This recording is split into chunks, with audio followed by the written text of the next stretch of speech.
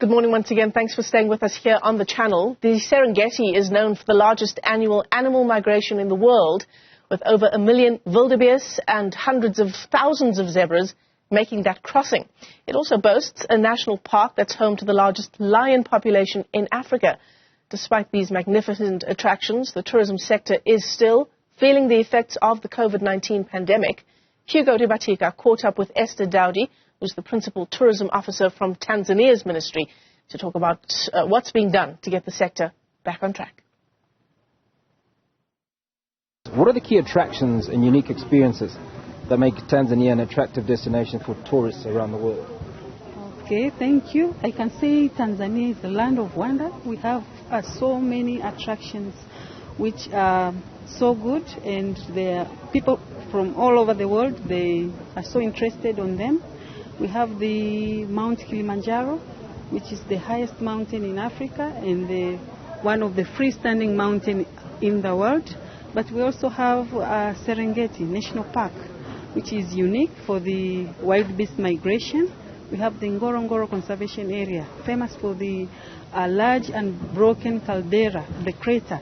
It attracts so many people around the world to come and see. But we have also some other attractions like Lake Manyara National Park, Tarangire National Park, which is famous for the large heads of elephants.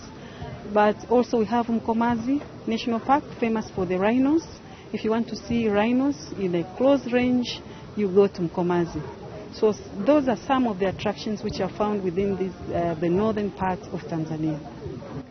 Esther, post-COVID-19, many conversations have been had across the world about the impact that COVID-19 has had on tourism and obviously the recovery processes. Talk to us about the impact that it's had on tourism in Tanzania and what you've done to mitigate those challenges, or how you've tried to revive tourism after COVID-19.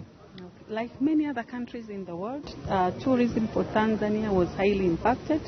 The number of tourists reduced highly.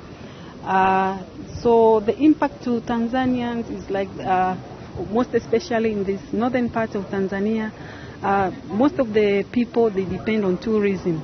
So many of the businesses were closed, including tour operations, the people who are owning charter flights, they didn't get any customers. The hotels also, they were highly infected. So that goes back to the local community, which tour guides, the owners of companies, the owner of the hotels, they all didn't get tourists. So most of the businesses were closed. Now, one of the initiatives that many countries have been taking to rebuild tourism numbers is working with local tourism, so locals in their respective countries, to get them to visit. So what are you doing around local tourism, firstly, and secondly, around African tourism? Because it would seem that most tourists that come to the African continent or visit the various African countries are not actually from Africa. So for Tanzania Tourist Board, we have the marketing strategy which targets the local community. We call it domestic marketing strategy.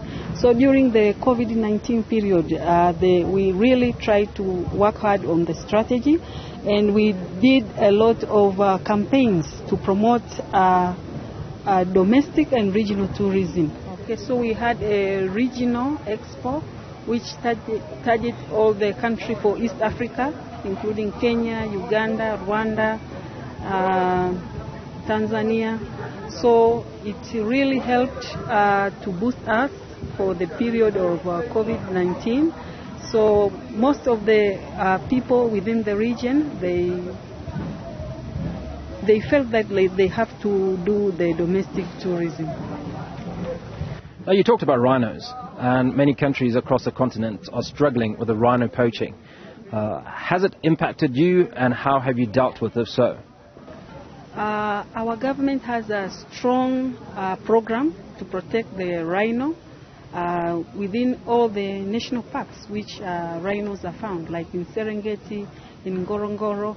And for Mkomazi, it's a special project, first of all for breeding, but also for watching. So we really work hard so that we make the rhino, they are not endangered, and we make sure that they are sustainable for this generation and the future generation.